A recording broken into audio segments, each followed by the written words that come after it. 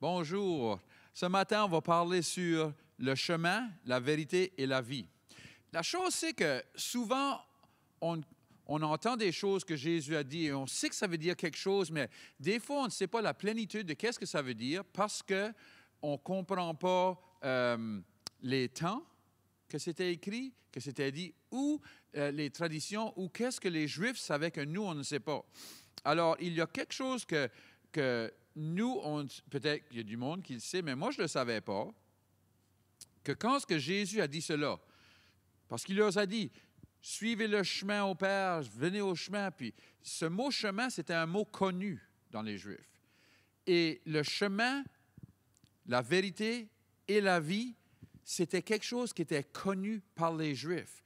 Alors, il fallait qu'on s'en aille, parce qu'il fallait s'en aller du temps d'Abraham, dans l'Ancien, où ils avaient bâti le temple que Dieu avait montré à Moïse de bâtir. Puis, ce temple-là, il y avait la cour extérieure, le lieu saint et le lieu très saint. Et chacun de ces parties du temple-là avait une porte. Et au-dessus de la porte, où la porte était nommée par un nom. Et les noms étaient le chemin, la vérité et la vie. Alors, le chemin était la porte pour aller à la cour extérieure. La vérité était la porte pour aller au lieu saint. Et la vie était la porte pour aller au lieu très saint. Alors, quand Jésus leur dit « Je suis le chemin, la vérité et la vie », il leur disait « C'est moi le chemin, c'est moi qui vous amène au Père, gloire à Dieu, qui vous amène à la présence de Dieu. » Plus que ça, dans Jean 2, verset 13, Jésus est allé dans la cour extérieure. Vous savez l'histoire. Il voit qu'ils sont en train de vendre des pigeons et ils sont en train de vendre des bœufs et toutes ces choses-là. Alors, on va dire l'histoire. La Pâque des Juifs était proche et Jésus monta à Jérusalem. Il trouva dans le temple les vendeurs de bœufs, de brebis et de pigeons et les changeurs assis. Ayant fait un fouet avec des cordes, il les chassa tout du temple, ainsi que les brebis et les bœufs. Il dispersa la monnaie des changeurs et renversa les tables. Et il dit aux vendeurs de pigeons, « Ôtez cela d'ici, ne faites pas de la maison de mon Père une maison de trafic. » Ses disciples se souvinrent qu'il était écrit, « Le zèle de ta maison me dévore. » Les Juifs, prenant la parole, lui disent, « Quel miracle nous montres-tu pour agir de sa sorte? » Jésus leur répondit, « Détruisez ce temple et en 3 jours je le relèverai. » Les Juifs dirent, « Il a fallu 40 ans pour bâtir ce temple et toi, en 3 jours, tu le relèveras. » Mais il parlait du temple de son corps. Alors, qu'est-ce que Jésus leur disait? C'est moi le temple. Vous ne comprenez pas. Je suis le chemin, la vérité et la vie. Je suis le temple. Le temple me représente. Alors, quand ils étaient là, il faut que vous compreniez que premièrement, la première partie du temple, le chemin, était ouvert à tout le monde, incluant les païens. Alors, quand Jésus va là, il voit qu'ils ont exclu les païens. Vous savez que les malades et ceux qui étaient aveugles et ceux qui ne pouvaient pas marcher étaient à la porte du temple. Pourquoi? Parce qu'ils ne les laissaient pas rentrer. Alors, on voit que religion arrête des tels d'être inclus dans le royaume de Dieu. Il les arrête à la porte, il ne les laisse pas rentrer. Alors Jésus dit, vous ne me représentez pas proprement, parce que moi je n'exclus personne. Tout le monde est bienvenu de venir et d'avoir le salut au travers de moi. Alors cette première place était la cour extérieure et la porte était le chemin. Alors le chemin était ouvert à tout le monde. Et Jésus les a sortis de là pour que ça peut venir, qu'est-ce que c'était appelé à être. Alors, il faut que vous compreniez la raison qu'ils vendaient des bœufs et toutes ces choses-là, c'est parce que dans cette cour extérieure, Si vous pourriez vous en aller dans l'Ancien Testament, dans le temps de Moïse, la manière que c'était bâti, il y avait une croix en bronze, et cette croix, il y avait 4 coins, et chaque coin représentait quelque chose, et il y avait une place de sacrifice, une place des cendres, une place où l'eau sortait du temple et une autre place. Alors, chaque représentait quelque chose. Mais ça représentait, premièrement, excusez-moi, le bronze représentait jugement. Alors, dans ce lieu-là, la cour extérieure, c'est là que le jugement arrive. Alors, on pense jugement, on pense toujours sévère, mais ce n'est pas sévère, parce que Jésus-Christ a payé pour nous autres. Et le jugement est que le sang de Jésus a payé pour nos péchés. Mais il faut avoir une révélation de ça. Les Juifs vont dire ceci, ceux qui sont nés à nouveau, ils vont dire que la plupart de l'Église ne sort jamais de l'enfance de cette première place, de la cour extérieure. La plupart des chrétiens vivent là. Et c'est pour ça qu'on s'en va, parce qu'ils vivent dans une place où ils voient encore leurs péchés, ils vivent encore leurs péchés, ils se sentent jugés par Dieu à la place de laisser le jugement de Dieu à travers du sang de Jésus-Christ les libérer. Et à cause de cela, ils jugent les autres.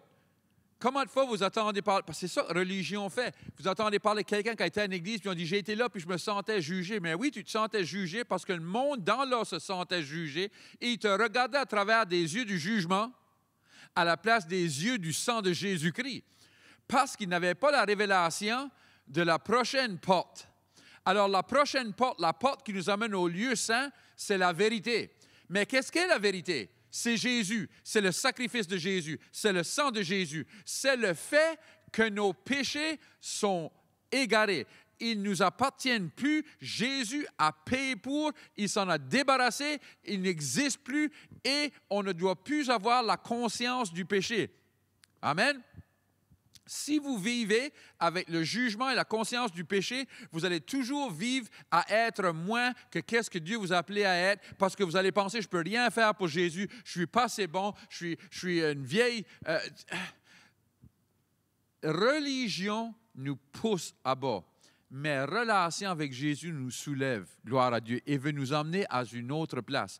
Alors, la première place, c'était la place de jugement, mais aussi la place où on est libéré de nos péchés, la place où on laisse des choses. Alors, il y a des choses qui doivent rester là pour qu'on puisse s'en aller au prochain niveau. Je vais vous donner un exemple. Ça serait comme... Parce que c'est le temple, c'est Jésus. Alors, c'est tout Jésus. Vous pouvez être dans la cour extérieure et aller au ciel quand vous mourrez, mais vous n'allez rien faire d'ici à là parce que vous allez vous sentir toujours jugé. Alors, c'est comme si... je m'en vais dans l'eau, je m'en vais à la plage. Puis, je peux être dans l'eau, mais seulement jusqu'à ici. OK? Je suis quand même dans l'eau. Mais je peux aller plus creux jusqu'à ici, je suis encore dans l'eau. Je peux aller au-dessus de ma tête où je flotte et je suis encore dans l'eau. Est-ce que je suis pas dans l'eau quand je suis jusqu'à ici? Oui, je suis dans l'eau, mais à un différent niveau. Une autre chose, quand je suis dans l'eau jusqu'à ici et quand je suis au-dessus de ma tête, qu'est-ce que je porte est bien moins lourd quand je suis au-dessus de ma tête que qu'est-ce que je porte quand je suis jusqu'à ici. Je porte mon propre poids quand je suis jusqu'à ici, mais quand je suis au-dessus de ma tête, l'eau porte mon poids. C'est la même chose dans l'eau. Il y a des choses que l'on porte quand on entre dans le chemin, que quand on entre dans la vérité, on laisse là derrière. Mais si vous tienez à porter qu'est-ce que vous avez, vous ne pouvez pas marcher le prochain niveau. Alors, c'est la même chose ici. On ne pouvait pas aller dans le lieu saint avant qu'on lâche des choses. La révélation, premièrement, que nos péchés sont pardonnés et qu'on est une nouvelle création. Deuxièmement, comprenez que dans le lieu saint, seulement les prêtres pouvaient aller là. Alors, ce n'était pas tous les Juifs qui pouvaient aller là. Alors, ce n'est pas tous les chrétiens qui vont aller là, mais seulement eux qui ont la révélation que nous sommes rois et prêtres envers Dieu, au travers du sang de Jésus. qu'on est devenu prêtre, on est devenu roi au travers du sang de Jésus-Christ. On est devenu une nouvelle création, gloire à Dieu. Maintenant, on peut aller dans la présence de Dieu. Parce que ce temps-là, seulement les prêtres pouvaient aller dans la présence de Dieu. Mais maintenant, nous, on peut y aller au travers du sang de Jésus. Alors, c'est une vérité. C'est pour ça la porte pour aller de la cour extérieure au lieu saint est la vérité. C'est la vérité que j'ai reçue à travers de Jésus-Christ. Alors, là, maintenant, je m'en vais à un autre niveau. Au premier niveau, c'est moi qui emmène mes péchés, c'est moi qui parle, c'est moi qui c'est le radote, qu'est-ce que ça soit à Dieu. C'est moi qui emmène toutes mes fautes, toutes mes choses-là. Au deuxième niveau, c'est Dieu qui parle maintenant. Parce que c'est là qu'on a révélation, c'est là qu'on grandit. Parce que dans le deuxième niveau, dans le lieu saint, c'est là qu'était le pain. Le pain frais. Chaque jour, il y avait du pain frais amené dans le lieu très saint. C'est là qu'étaient aussi les chandelles ou la lumière. Alors, je vois que je suis la lumière. Que la lumière du milieu, c'était connu que c'était Jésus. Et de cette lumière, on allumait toutes les autres lumières qui est nous, l'Église. C'est dans ce lieu saint que je vois que maintenant, non seulement je suis pardonné, mais je deviens le corps de Christ. Je deviens l'Église. Et je peux marcher dans l'onction du Saint-Esprit. Mais du temps que je pense que je suis rien de bon, que je suis un pécheur, du temps que je suis de même, je ne peux pas faire rien pour lui, parce que si je commence à faire de quoi, le diable vient. Qui tu crois que tu es, toi? Qui crois-tu que tu es? Mais dans le lieu saint, je sais qui je suis. Je suis un enfant de Dieu. Je suis né à nouveau. Je suis lavé dans le sang de Jésus. Gloire à Dieu. Alors, c'est cette révélation qui nous amène dans le lieu saint. Une fois dans le lieu saint, là, on entend la voix et on prie. L'autre chose qui est dans le lieu saint, c'est la bolle avec les prières des saints, l'incense qui représente la prière des saints. Alors, c'est dans cette place que je commence à avoir des révélations, que j'ai le pain frais, mais de ce pain frais, de ces révélations-là, je commence à prier de là. Je commence à déclarer des choses. Je commence à parler. Et Dieu me parle. Alors, c'est dans le lieu saint, c'est là que la relation entre nous et le Seigneur est faite. Et que l'onction du Saint-Esprit peut travailler au travers de nous. Alors, c'est là qu'on est rendu aux genoux. Mais là, il y a le lieu très saint. Et le lieu très saint, c'est une place que quand on entre là, c'est la vie. C'est là qu'il n'y a plus de parlage, il y a juste un savoir que Dieu est bon et un savoir que sa présence est plus grande que tous nos problèmes, est plus grande que toute chose.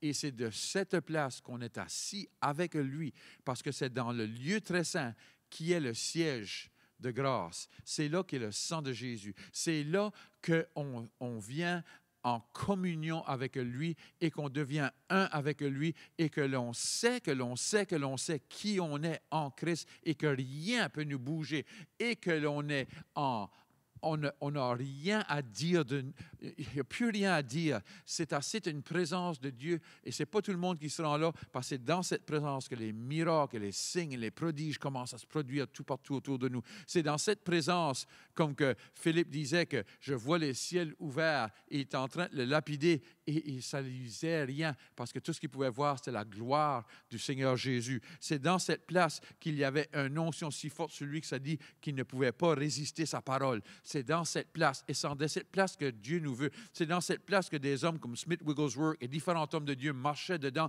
et que les miracles arrivaient partout et que le monde disait pourquoi les miracles sont même avec eux. C'est parce qu'ils avaient passé au travers des portes, ils s'avaient rendu au lieu très saint et la présence de Dieu était assez forte avec eux que l'ennemi ne pouvait pas entrer là, ne pouvait pas bouger là, ne pouvait pas gagner là, gloire à Dieu. Et Dieu veut amener l'Église. Premièrement, il doit nous sortir de la cour extérieure, où on vit une vie qui est médiocre, une vie qui est pas même proche d'être une vie chrétienne, que l'on est là et on est abattu toujours, on est toujours là-bas, on est toujours juge, on juge les autres, on est jugé nous autres-mêmes, on n'est jamais heureux. Il faut sortir de là et aller dans la deuxième place qui est le lieu saint et commence à communier avec Dieu, commence à voir la parole de Dieu vivre dans nous, commence à brûler, à être la lampe et de marcher et de grandir. Et c'est ça la première porte. C'est là la première place qu'on doit aller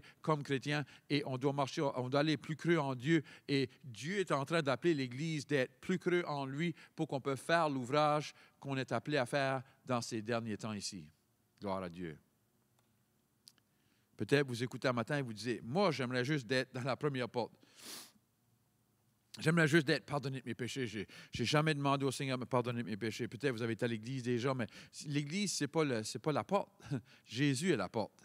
L'Église, c'est seulement une place où la porte est. Alléluia. Alors, ce matin, si vous écoutez et vous lui dites, je veux rentrer par la première porte, je veux être en lui, je veux être pardonné. Je peux prier avec vous et je peux vous amener à cette porte. Gloire à Dieu. On va prier ensemble. Seigneur, pardonne-moi de mes péchés. Jésus, lave-moi de ton sang. Laisse-moi marcher dans la porte qui m'amène dans le royaume. Dans le nom de Jésus, je prie Amen. Si vous avez prié cette prière, on veut vous souhaiter le bienvenu au royaume de Dieu et on aimerait vous rencontrer. Si vous êtes dans la région de Moncton, venez nous voir. On est ici 9h et 11h le matin, dimanche matin. Le service de 11h a la traduction simultanée en français si vous ne comprenez pas l'anglais. Que Dieu vous bénisse.